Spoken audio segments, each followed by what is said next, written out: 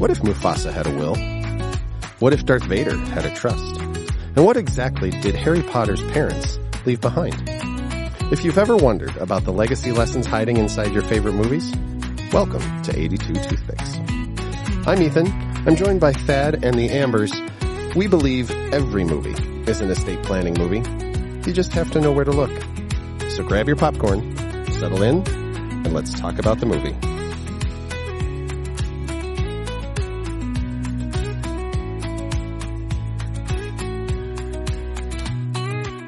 So welcome to 82 Toothpicks, everybody. I'm your host, Thad. I'm joined by Amber, but we're missing our two regulars. Ethan and Amber are gone this week, so we have invited two guests to join us on this week's edition. Amber, do you want to introduce our guests? Yes. We brought our spouses. We did. So Thad brought his wife, Trista, and I brought my husband, Luke. Say hi, Trista. Hi. Trista, you and I have listened to this podcast for about a year now. Yeah. Do you have a favorite episode? Well, Legally Blonde was the movie that I suggested, so I especially enjoyed that Oh, one. yeah. We told our listeners that you picked that one Yes. in our own way. So you like Legally Blonde. Any other ones stick out? Oh. I can't. That's okay. No. All right. So a longtime listener, a big fan, Trista. Logan is on our podcast. And then Luke. Tell us about your fandom. My fandom. Yeah, of this podcast specifically. Oh, I like one of the characters on it in particular a lot. His name's Thad. One of the characters on the podcast? You're a character. I'm a caricature. No, my wife is on the podcast, and I'm just a guest. I'm honored to be the 83rd toothpick. So The 83rd toothpick.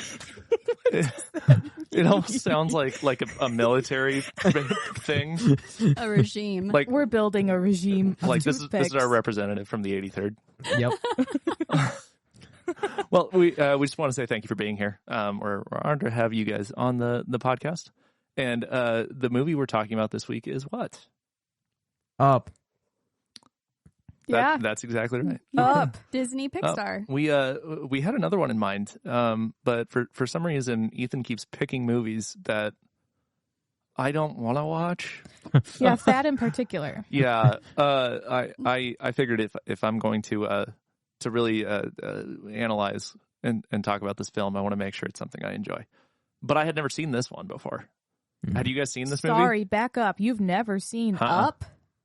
No. Brother. No, so this came out in 2009, and I was in high school by the time this came out. And I got to say, as a high schooler, I was not really into, like, It's the not the modern right time kids for movie. you. It didn't make sense. I wasn't old enough to, like, enjoy it with a kid, but I was way too old to, like, be the kid enjoying it, in my opinion. Had you seen this one before? Oh, yeah. I watched it when it came out, but I'm a big Disney fan, so I wanted to see it. Yeah. I knew that Pixar was coming out with a new video, and I've always enjoyed the Pixar shows, so I went to the theater and watched this You one. saw this one in theaters? I did. That's Wow. magical. I think I I, like did that. too. Really? Yeah. Okay. We would put this in the car for long drives all the time. Yeah, we watched it all the time when we were little, too. Really? Yeah. Interesting. Yeah, you missed out. I guess. We had the DVD. It's on all the time. Okay. Huh. Yeah. Okay, so I'm the only one who this was fresh for. I think so. Okay. But Trista, you mentioned that this is a very different movie Oh, now goodness. than it was when you were When 16. I was in high school, Yeah. Yeah, this was the first time I'd watched it being a wife and then also a mom now. And so I pretty much cried the entire movie. That's okay. So Luke, did you Amber. cry? Okay. Okay, I didn't cry the whole movie. Not the whole entire Just movie, like 5 times. But I also got choked up too. Yeah. It was sad. It's deep. because like you said, Trista, I don't think either of us had watched it since we've been married either. So it's definitely different. Mm-hmm. All right, somebody give me a rundown. What's the movie about for our listeners? So there's a little boy who befriends this girl, and they both have a shared interest in an explorer.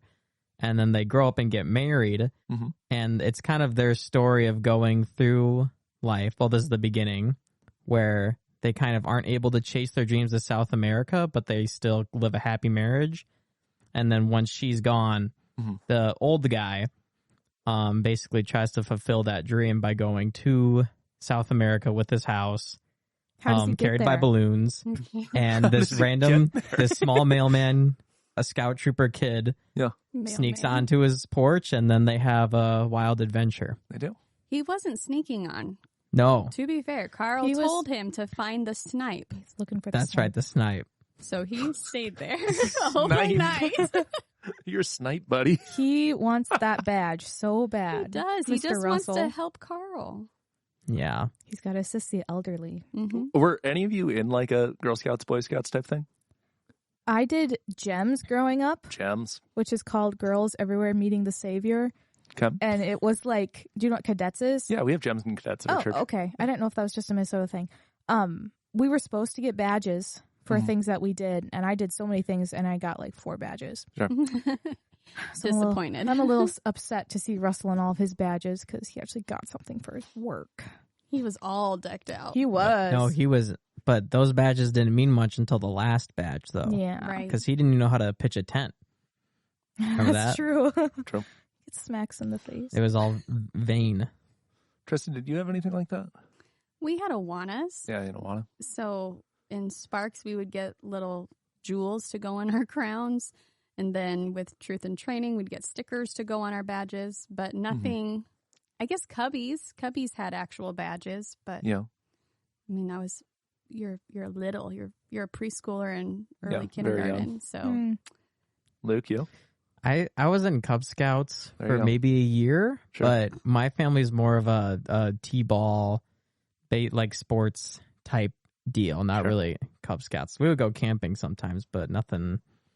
I didn't have like a secret salute or something. I get you.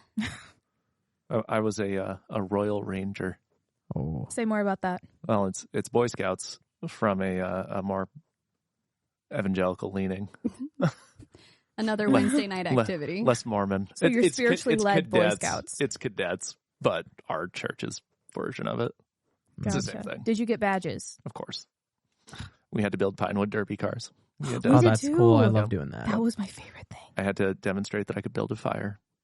Ooh. Oh yeah, Really? I had to canoe. had I to never canoe. I never got crazy into Royal Rangers. There were guys who did it like through high school and stuff. Yeah. And they had like dentistry badges and rocket science stuff. What? My buddy Jeremiah got into that.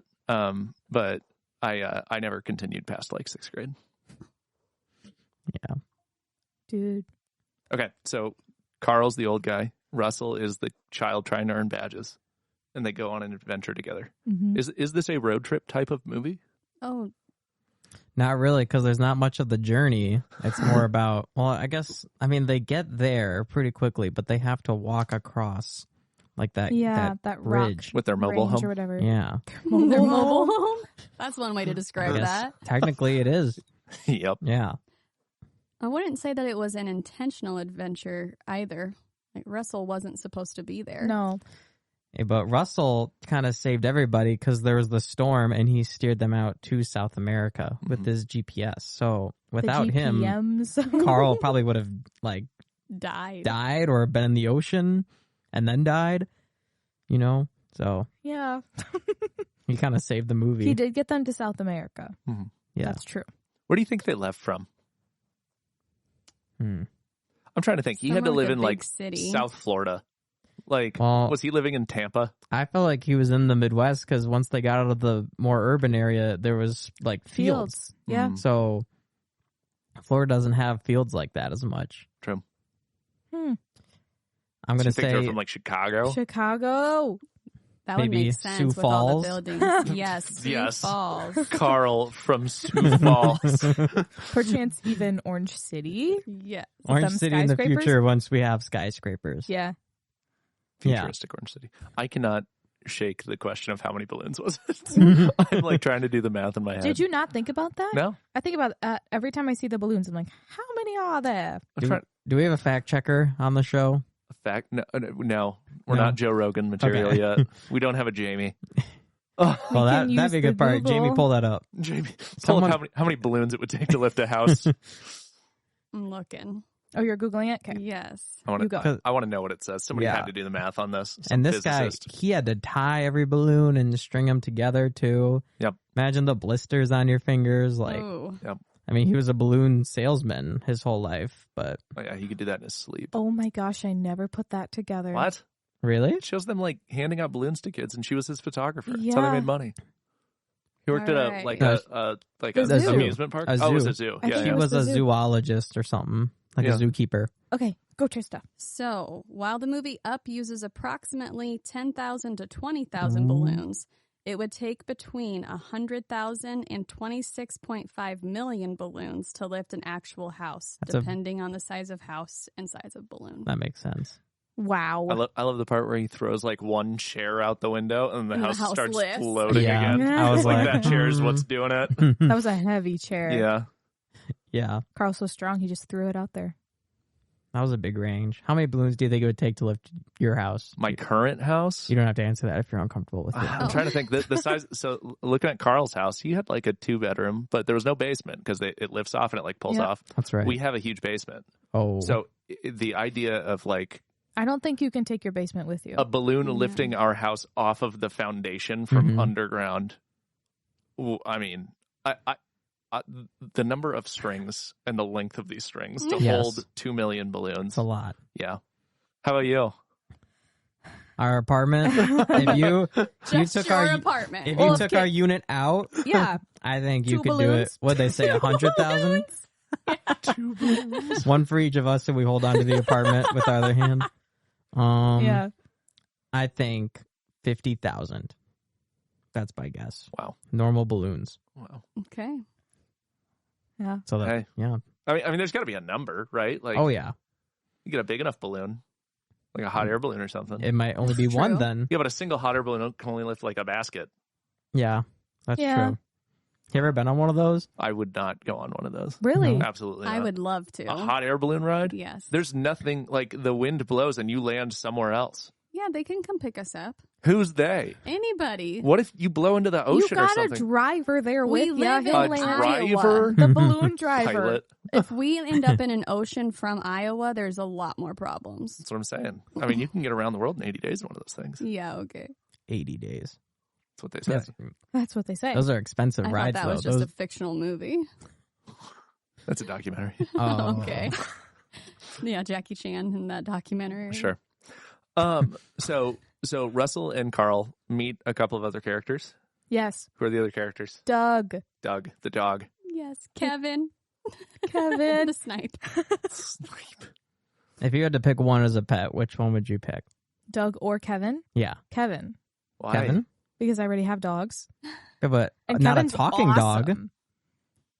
You don't have a talking dog, though. I don't think my dogs need to talk. I can tell what's going on. You kind of talk for them. I talk for them. What if they and- want to speak for themselves, though? No. They're They're I know fine. what they're thinking. Oh, okay. No, I would pick Kevin. That's so cool. This tall exotic bird, so colorful. I'd want the babies. The I babies would were want one of adorable. Kevin's babies. Oh. And then raise it into a Kevin. Yes. You have to have a lot of chocolate. You. That's not a problem. I don't see a problem there. I don't either.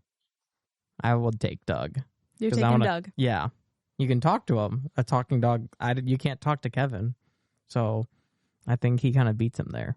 Hmm. And plus, Kevin's big. Where are you going to keep him? Just like outside? My parents have a farm, bro. Put Okay. them in pasture. Did your parents consent to having a giant bird on their farm? I'll text them real quick. Okay. Would So you where would we consent? keep Would you Kevin? We have allow? a 1-bedroom apartment. I was just planning on mom and dad taking it. Oh, okay. Wow. I do love that whoever directed this took this like wild pack of dogs who all have a mission of like killing these people. And they're like, oh, by the way, if you throw a tennis ball, and all the dogs just like lose their mind and absolutely go for it. Yeah. We had a dog who was kind of like that. Mhm. Like if we threw anything, he would just like drop everything. So yeah, the dog people who made this they used a lot of breeds and they knew. I think they killed it. I do Yeah. too. I enjoyed it. It made me feel like watching that movie, if you owned a dog, you would see your dog Yes. in that movie, 100%. like no matter what. Like I saw my dogs in there. It's like, oh yeah, Gus would do that for sure. What kind of dog is Gus?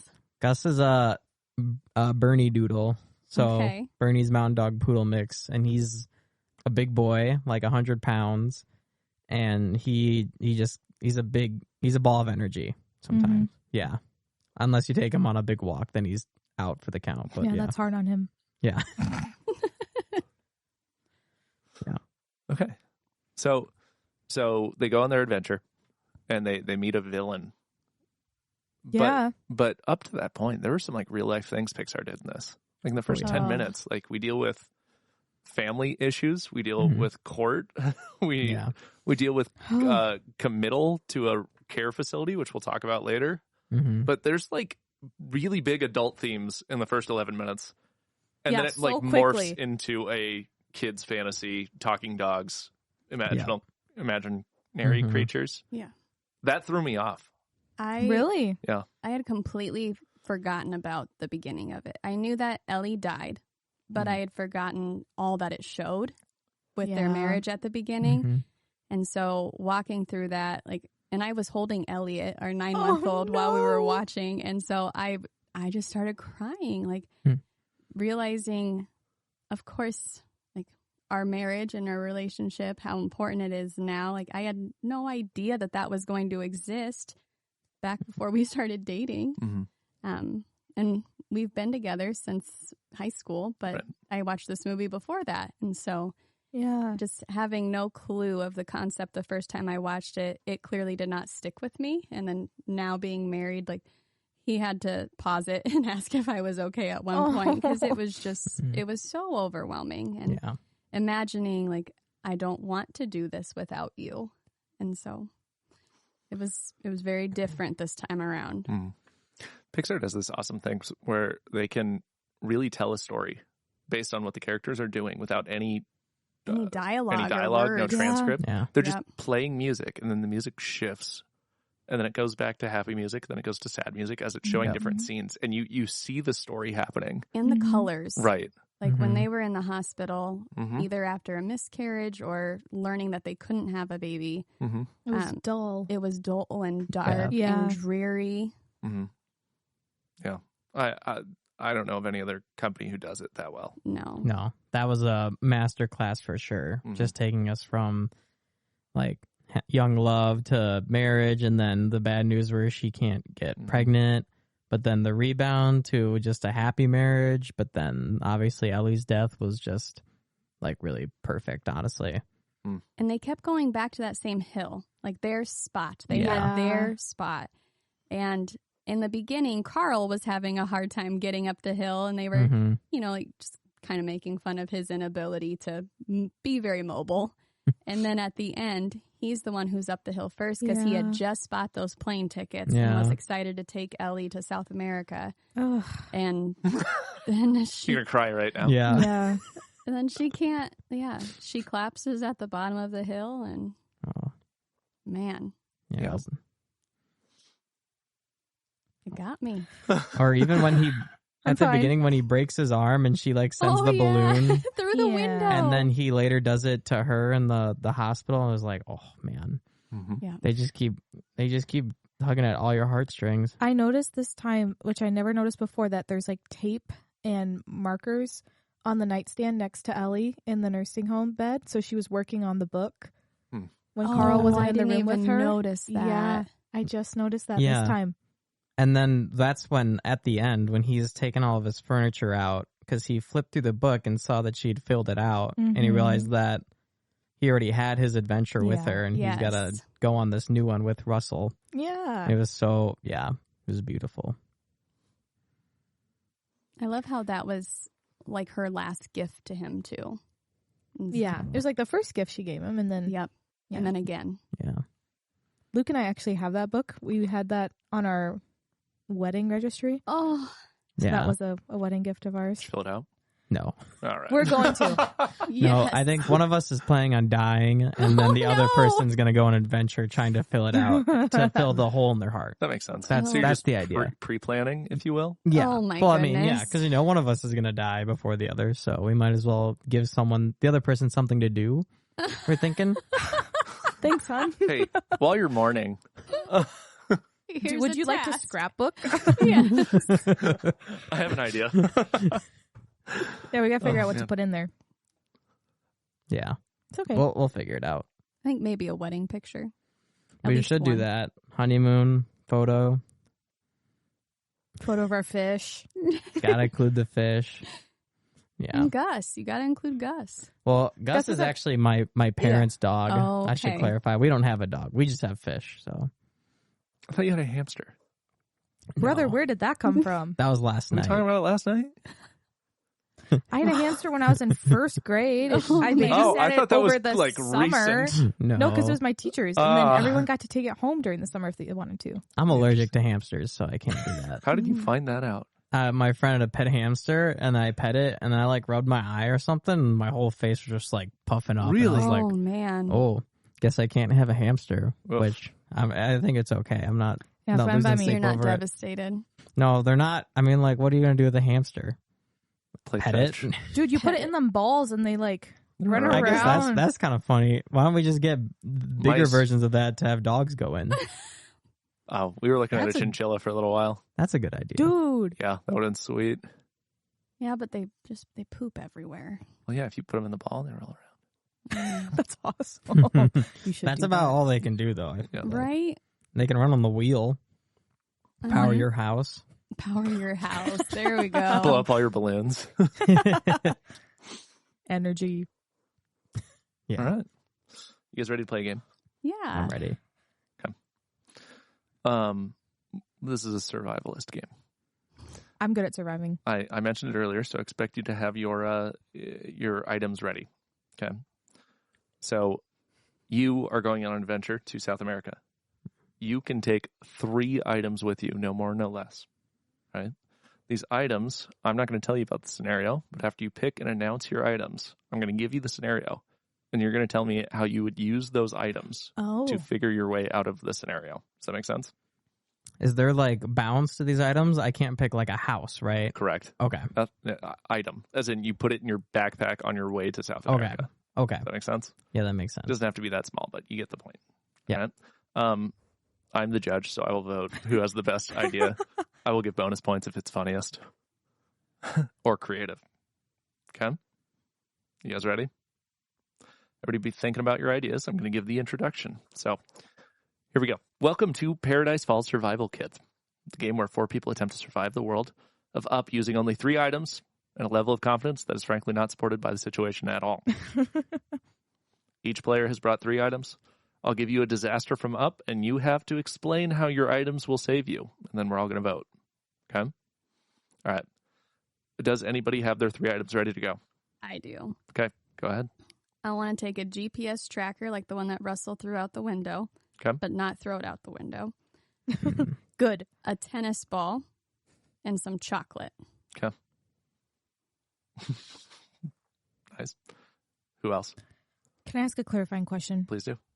Dear Judge, are we surviving the Paradise Falls in the movie, or are we Correct. pretending we're going there in Nope. real life right now? In the movie. Okay, so the things Trista picked are very smart. Okay. Hold on, I have to think now. I can go while she thinks. Yeah, please go. Go ahead. I'm going to take a chocolate maker machine, Okay. which Which is solar powered. you Okay. put in the ingredients and it makes chocolate. How do you even have the ingredients? I'm going to hunter gather them because we're in South America. Cocoa bean? Oh, yeah. Yeah. So it's possible. I'm going to have a saddle and Ride the snipe. and then a spear as well. Oh. Okay. And Okay. that's yeah. All right. Amber, do you have your items? Yes. Go ahead. Cone of shame. Yes. I'm bringing that with me. I think I would like to bring like a tent or a tarp, because if I don't have my house with me, how am I going to stay dry when it rains? True. And then maybe just like a toothbrush. Glad your priorities are set. A cone of shame, a tarp, and a toothbrush. Well, you said they have to fit Oh in a my backpack. gosh. All right. All right. I will now read our scenarios. Using your items, you have to explain to me how you would get out of this scenario or fix the problem that I'm going to present using your items, okay? All right. Here we go. Round 1. Kevin the talking dog has stolen your food. He sprinted into the jungle with your entire food supply. Sorry, Kevin's not the dog. No, that's Doug. the snipe. All right. Kevin the snipe stole your food. He took your entire food supply. She's fast, weird, and completely uninterested in property law. Okay? She has no regard for your stuff. She doesn't even realize it. Okay? Russell, your companion, has not yet realized that your snacks are all gone. You know that he's going to lose his mind when he finds out. Using your 3 items, how do you get the food back? My chocolate. I will draw her near to me and gain her trust. And I'll hand. She stole your chocolate. You said So that she stole I all have the my, snacks? You said I have my tools. So this is separate from your food supply. Yes. This is your special chocolate. This is my special chocolate, like that I keep in the bottom of the fridge that Elliot will never get someday. Got it. These are my Ghirardelli chocolate squares. But I would lure her out with my chocolate, gain her trust as a friend, and then I would be able to get all my stuff back. Okay. Amber? Using your tarp, your cone of shame, And Yeah. and your Wow, I good realized I chose quite Good terribly. luck. I was thinking for myself, my teeth are going to get so gross, and I'm like, I can't be having that. You could offer to brush Kevin's teeth, maybe I don't think Kevin has teeth. his beak. Sorry, I'm not trying to mess with your flow. I think what I would do is I would build my tent. Okay. I put it somewhere where the sun shines on it, so it's shiny and new. And then while Kevin goes to investigate my tent, because she's going to want to take that too, I backtrack and I figure out where Kevin stored all my food. That's smart. Snatch it up, stuff it in the cone of shame, use that as the vessel to transport all my food Yeah. back to my base. Okay. All right. Wow. Then I'll brush my teeth. Don't brush my teeth. Okay. Wow.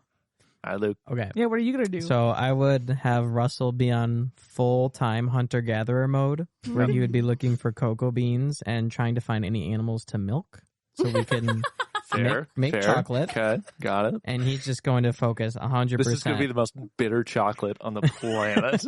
He's just going to be focusing 100% on chocolate production. Okay. And so once we have a good enough stockpile of chocolate, I'm going How to long take... does that take? Could be days. Okay. Because we're going to Just need to checking. eat some of it too to stay alive. But once we get that stockpile, we're going to find Kevin and we're going to lure him back to us. And then once we tame Kevin, we're going to take the spear and cover the end of the spear in chocolate and put the saddle on him and use the spear like a lead, basically. And so he'll run chasing the spear to get the tip of the spear's chocolate, basically. Like a carrot in front of a horse. Yes. Nice. Yeah, exactly. So then we're going to ride Kevin all the way back to Sioux Falls. Across the ocean.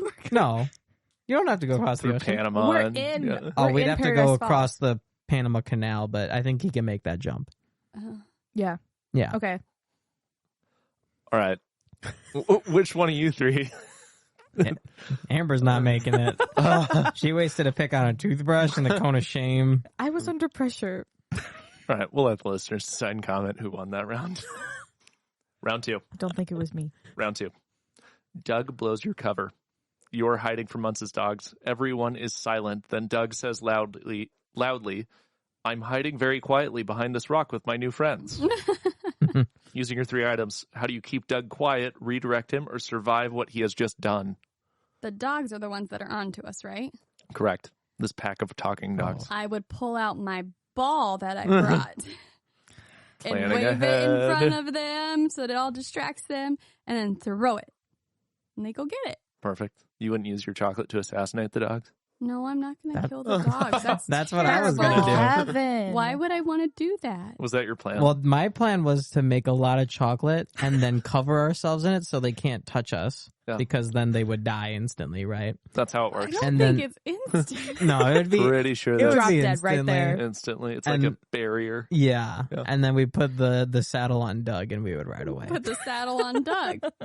We haven't even needed the spear yet. So Yeah, we you did. have You that used in it for case things go Kevin. bad. Amber, how do you redirect the dogs?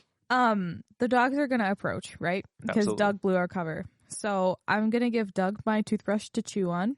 so that he doesn't say anything else. Oh. And then the first dog that I see that comes like towards us, like attacking us, I'm going to put them in the cone of shame, automatically making me the alpha because I put a dog in the cone of shame. So then they'll all listen to me. Yes. That is a flawless plan. Perfect. I don't think I even need the tent. We all have perfect plans. All right. Points for everybody. Final round. Okay. Everything has gone wrong. No. Kevin has your food. Doug's Okay. announcing your location. Okay. See the prior two scenarios. Okay. Russell refuses to help until he earns one more badge. That part in the movie made me so mad. You screwed everything up. He did not. Carl is sitting in his chair, refusing to move. Charles Muntz has invited everyone to dinner, and the house is drifting away. Okay. Using your 3 items, give us your complete survival plan. So can I ask another question? I Please. have all my items back from the previous 2 scenarios, but Yep. those are still happening. I still have my items, though. Correct. Okay. So what's the problem with the third scenario? All 4 of those things are So problems. Kevin's going one way. Doug blew your cover. Your house is floating away. Carl won't move. Russell won't cooperate. And Charles Muntz is on your case. So what I would do is I would climb to the roof of the house since it's floating away, and I would pop all the balloons with my spear to start out. There you go. Okay. So that's House going isn't well. floating away. House is no longer floating away. Kevin can have my food because there's food on the ship, and Doug blew our cover, so we're gonna have to deal with that. But that we would cover ourselves in chocolate in this scenario as well to get around that. And then I have a spear, Yep. and I'm fighting Charles Muntz, and he's a geriatric old man. I would kind of just run away from him until he got tired, or maybe throw out his back, and then I would knock did him that out. at one point in the movie. Him Yeah. and Carl When both you went threw to out their raise the back. sword. Yeah. Yeah. So I would then, once he threw out his back, I'd sneak up behind him and just kind of knock him out, put him to sleep a bit, and then I would tie him up. And With then I have what? access to all of his food. Well, I would find rope on the ship is the plan. Okay. Or with my spear, I Can would find other items. with my spear, I What? would shave the fur off the dogs and make a rope and tie them up. It takes months to make rope. Yes. Not with dog All right, hair. castaway. Not with dog hair. And then once I'd taken control of the ship, I would fly away back to Sioux Falls. Or really anywhere I wanted to go. Do you think Sioux Falls used to be called Paradise Falls? I think so. Maybe Sioux Falls is the real Paradise Falls. Have you seen it? They kind of compete with each other if you think They about kind it. of compete. Yes. Massive. People are coming across the world to waterfalls see there. those waterfalls in Sioux Falls. Mm-hmm. All right, Amber Trista. Do you want me to go? Yeah. Go Okay. For it. To deal with Russell, I'm going to give him my toothbrush. I'm going to give him the job of figuring out how to brush a dog's teeth really well, and I will give you a badge for that. Okay? So that takes Russell, it occupies him, and it occupies Doug. Okay? Doug's not blowing our cover anymore. They're both working on getting that badge. Okay? Carl is sitting in his chair and he's refusing to help, right? Correct. The house is floating away. I'm going to use the garden hose. I'm going to climb up that. I'm going to get into the house. And I'm going to throw all the furniture out like Carl did so that the house stops. Wait, no, that'll make it lighter. Yeah. Yep. Hold on. You're going to add I furniture. forgot how science worked for a second. You can add your tent. That'll make it maybe heavier. I put Carl. No. Okay, hold on. Put Carl in the cone of shame. You could have the dog I'm dentistry putting beyond Charles the house. Muntz in the cone of shame. Come. Okay. Right? Again, making me the elf and all the dogs will listen to me. So then I can take over the blimp. The dogs can go into the house and weigh The it down. dogs can go into the house and weigh it down. Yeah. Have Russell be the dog dentist and make the house the dog dentistry. Yes. And they have that's their where own- his patients have to go. They have to see him inside the house. Yes. Okay. Controlling the flow of Russell and the flow of the dogs. Charles Muntz is in the It's cone genius. of shame. I pitch a tent in the corner and I just kind of celebrate over there before climbing in the blimp and flying back to Sioux Falls. Nailed it. Trista. All right. I think I would need to get Russell on board first. And so letting him know that like he can earn a badge for villain thwarting. Oh my word. I love that. And then, because Carl, he made a promise to Russell, just like he did Ellie. Russell made him cross his heart. And that was one part that got me again. Yeah. And so I would remind Carl of his promise, just like he had made to Ellie, that he needed to get up and join us with, like, getting months to stop being evil.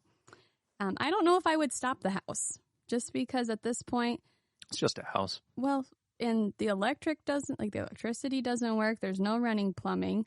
There's holes in it all over the place and the glass broken. So I'd say just let it go at this point and continue on with taking over the blimp to be able to live in that and fly back home. There you go. Back to Sioux Falls. Back to Sioux Falls. The Excellent. promised land. Ellie would be so proud I hope so. of all of your answers. Yeah. I was like, of whose answer? Everyone. Good job, everybody. Thank you. There's the game. All Yeah. right. That was fun. So then the listeners decide who won. Yes. I Yeah. want to know what you would take, though. What would be your 3 survival? Oh, good question. Ooh, my 3 survival. Swiss Army knife. Okay. Probably a Winchester 20 gauge shotgun. Oh, my gosh. So we have 2 weapons. No. Swiss Yeah. Army knife has things like can openers. Oh, okay. Oh, okay. And give me Yeah. a. Did I say no weapons? No. No, okay. you No. didn't. No, you didn't. Well, I didn't think I I just said thought that. you were doubling up on your utility there. No, I was no, like, no. Memory. huh? I don't know. Popcorn machine. Yeah, we do like popcorn. We eat a lot of popcorn. A whirly pop. All right. Yeah. Cool. Thanks for playing. That was awesome. All right. That was fun. In this part of the podcast, this could be a little unique for you two, because you aren't full-time employees at an estate planning law firm. But Not we, that you know. as far as I know, this is the part where kind of the theme or motto of our podcast is that every movie is an estate planning movie, right? Mm-hmm. Now, for a quick rundown, estate planning is any time you are doing something to keep control while you're alive and well, to have others take care of you if you become incapacitated, and then to give what you want to the people you want when and how you want to give it to them. Okay? So looking at the film Up, are there ways in which you see that motto or definition of estate planning sticking out? No. All right. Moving on then. Amber, do you want to show them how it's done? I kind of see the opposite Yeah, just happening, thinking. though. Yeah. Okay. When Carl's refusing to give his house away, like refusing to sell it, just because I don't think that he cares about the money or about the land, but the house itself and what it represents, because he and Ellie fixed it up. Like you can see them playing in it at the beginning of the movie. Yeah. And he literally falls through the second floor and has to go to the hospital. But you see, like, it just holds so much meaning to him. And so I think that there is a piece of estate planning in the sense of, like, what you value, you want to give to those you love. Sure. And so he didn't want to let go of it, and very, like, aggressively, like, guarded his home even. The same way about his mailbox, too. Like, yes. Yep. Yeah. It was all part of it. Yep. I think they should have offered to move his house. Like when you put a house on a truck and drive it somewhere else. Right. I think that would have been smart of them to do. Yeah. Very early in the movie, the construction worker comes up to him and says, "My boss is willing to offer you twice what he offered last time." Mm-hmm. Yep. And Carl says, "You can just have my house when I'm dead." Yeah. Slams Yeah. the door. Yes. That's estate planning. It is. You can have my house when I'm dead. gone. What do you think, Ever? Yeah, those are good ones. I'm kind of geared toward elder law stuff because I'm our Medicaid coordinator right now. So I wasn't really looking for estate planning, to be honest. I was looking for elder law stuff. Would Medicaid have helped pay for his Shady Oaks residence? Oh, yeah, when they came to take him. I got to think. Yes. Okay. Well, he's no, because that's a retirement home.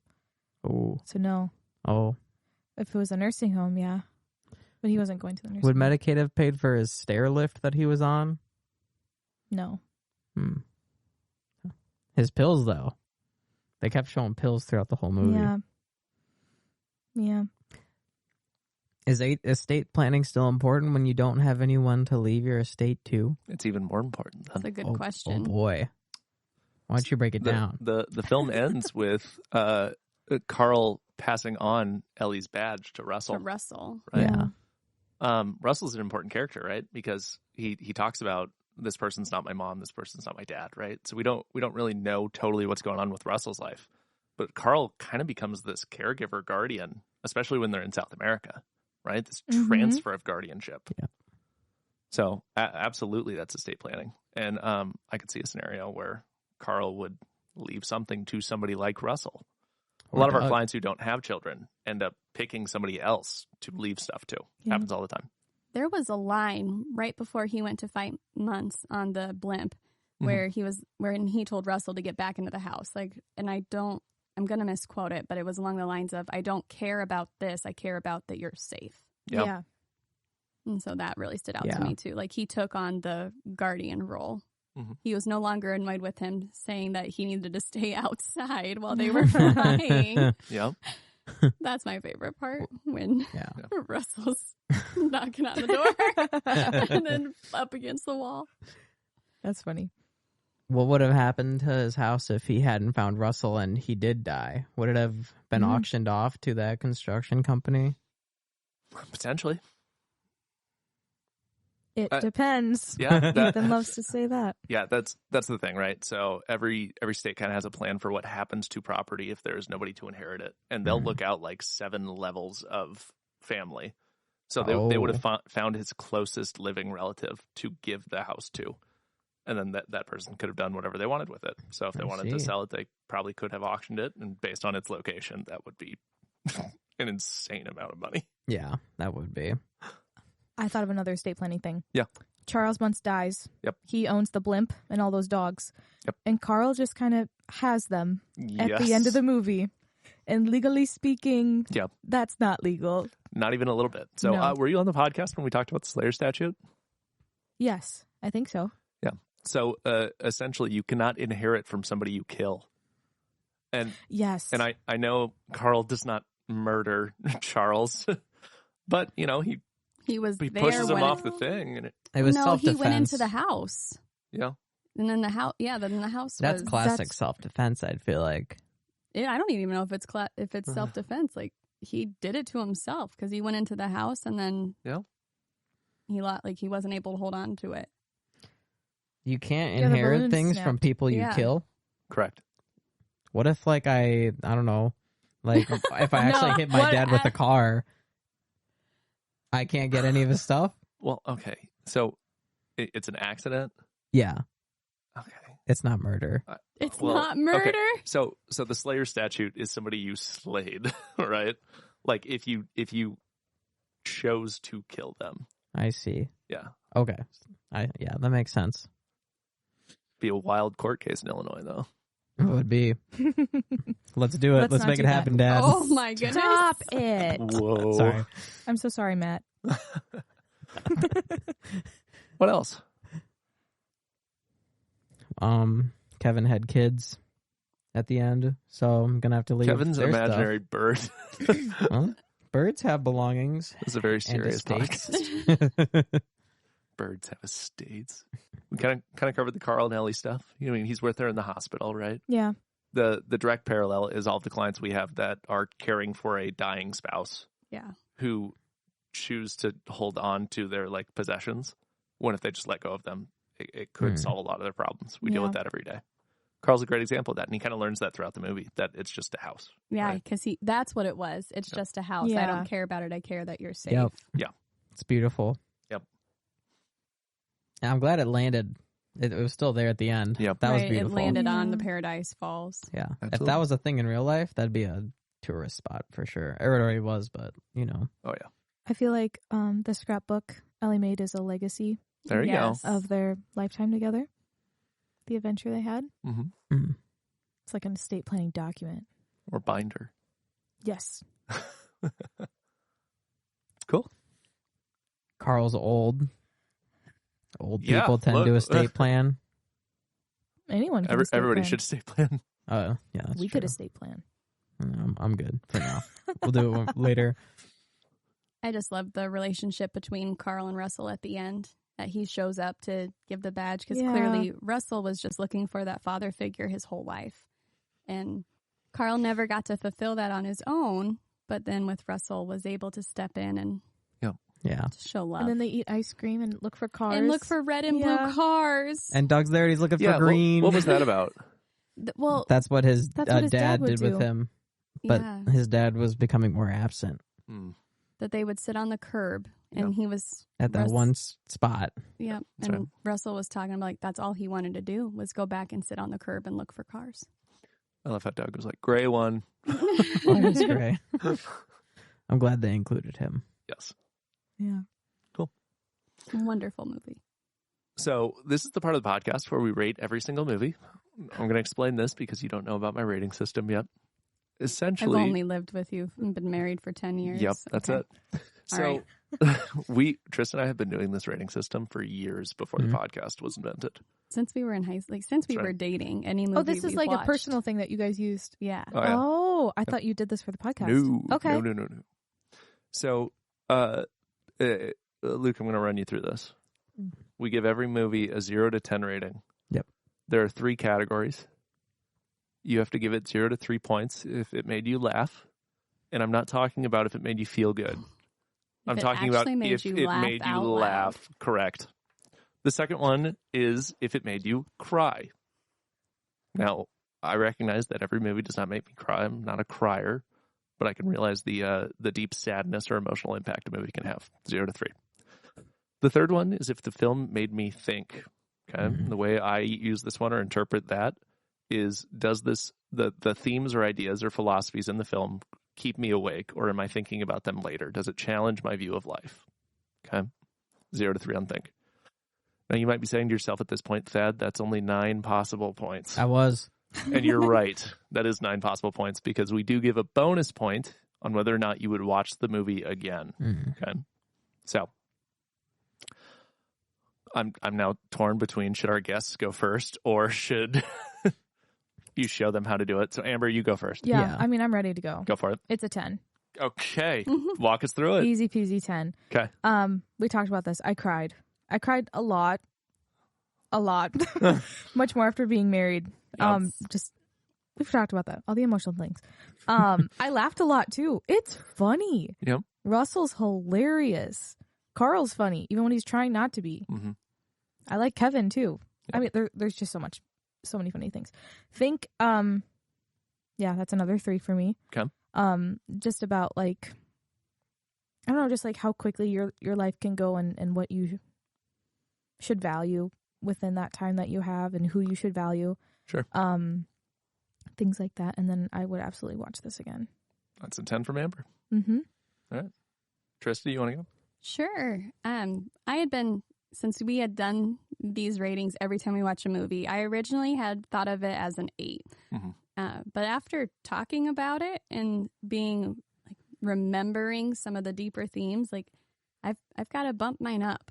Okay. So the cry aspect, absolutely a 3. I was crying within the first 5 minutes, especially the marriage, the relationship, their ups and downs they had. Additionally, as we get to know Russell's story a little bit, just the sadness that I felt for him, because now being a parent, I can't imagine Elliot not feeling wanted. That's going to make me cry just even saying that. Are you about to cry on the podcast? I'm sucking it up, okay? Stop crying in podcasts. That was the other movie. That was last week's movie. Okay. It's no crying at driver's ed. Yes. So then the laugh, I gave it a 2 because there were parts where I definitely laughed out loud, but there wasn't a moment where I was like belly gut wrenching laughing. Because I have had movies that do that, so that that affects my rating system because I compare it to those. Sure. And then the think, though, that's where I'm going to go up. I'm going to bump it up to a 3 there because I did not I knew all these things were happening and all these deeper themes, but now after talking about it and remembering like your explanation of the think category of if you continue to think about it throughout the days, and I have since we watched it. Okay. And so it definitely had bumped up to a 3 for me there. Nice. And then I would 100% watch this again. I just need to get a box of Kleenexes before we start the movie. Oh, I did that this time. I grabbed a box of Kleenexes before it started. There you go. And I want to watch it again because I want to look for those things with Ellie now. When there's no dialogue happening, I want to pay closer. I was too busy crying instead of looking at what was happening. You can't see. Yes. I can't see. So it has a 9 for me. 9 from Trista. All right, you ready, Lynn? I think this is it's not a 10 out of 10, but I think it's a perfect movie, which I know makes you think, yeah, it should be 10 out of 10, then duh. But it is a kid's movie, is the thing. But I will say, debatable. But I would watch it again, so that's 1 for sure. I'm gonna give it a 2 for funny because, I've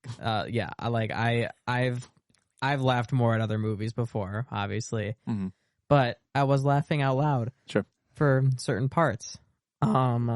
So that brings us up to 3, and then emotion. I'm not a movie crier, right? But I would give this a 3. Okay. Now the reason I think certain movies like get me emotional, and this did perfect, I'd say. Okay. The timing, you got to give it a 3. What was the other one? Think. I'm going to give that one a 2 because I was thinking. I was thinking about what is an adventure, what makes you complete in life. I really liked how once he developed that relationship with Russell, he wasn't interested in the house or South America anymore. I think that's what it's about. Even if he did get there at the end alone, I don't know if he would have been complete. Because what really was the hole in his heart was Ellie. So yeah, 8 out of 10. But I wouldn't change anything about the movie, though. I think it was perfect. There you go. That's great. I have to be the stick in the mud. I don't have a bad rating on this one. Laugh, give me a 2. I laughed out loud a couple of times. The dialogue was good, especially from Carl's character. Yep. I felt like I could relate to him in a couple of aspects. When he slams the door in Russell's face while they're floating and Russell's panicked. He was funny to me. Cry, give me a 2. I can recognize all the hard things that they went through. But I feel like 90% of the emotion is like the first 10 minutes of the movie. So it kind of falls off a cliff on that one for me. Actually, no, it's not a good point. But keep going, sorry. All right, it's my rating. rating. Think I'll go a 2 for that one as well. Lot of themes, a lot of serious themes for a kid's movie, more so than the typical movie. But ultimately it kind of results in this fantasy. They're chasing a fake bird. So, give me that one. I will probably find myself watching this one again. Because of me. I don't know if I was like home alone for a guy's weekend, if I would be like, you know what I should do? Just like a beer and up. Like I just don't think I'm going to do that. So give me a 6 for this one. So cool. That's the podcast. Thank you, guests, for joining us. We'd love to have you out again. Thanks for pinch hitting a little bit. Absolutely, it was fun. Any closing thoughts on Up? Highly recommend it. Yes, okay. I have a closing thought. Yeah, please. My parents would definitely let me put Kevin in our pasture. There you go. Oh, boy. Now we're out looking for a snipe. Fantastic. My closing thought is I was honored to be on the Toothpick podcast, 82 Toothpicks. Be the 83rd Toothpick. And as the 83rd, I would gladly do it again. And I think everybody should watch this movie and pretty much every Pixar movie because they're all goated. Good. Yes. Yeah. They're all good. All right. Thanks, everybody. Have a good week. Thank you. Bye. Thanks for listening to 82 Toothpicks, a podcast from the Heisinger Law Firm. This episode featured your hosts, Ethan, Thad, and the Ambers breaking down today's movie and the estate planning lessons hiding inside it. If you enjoyed the show, check out my It's Not Too Late book series for practical insights on protecting your family and your legacy. You can also visit heisingerlaw.com for more resources and past episodes of the podcast. Be sure to follow the show wherever you get your podcasts so you never miss an episode. And if you're watching on YouTube, don't forget to like, subscribe, and ring the bell. And remember, every movie is an estate planning movie.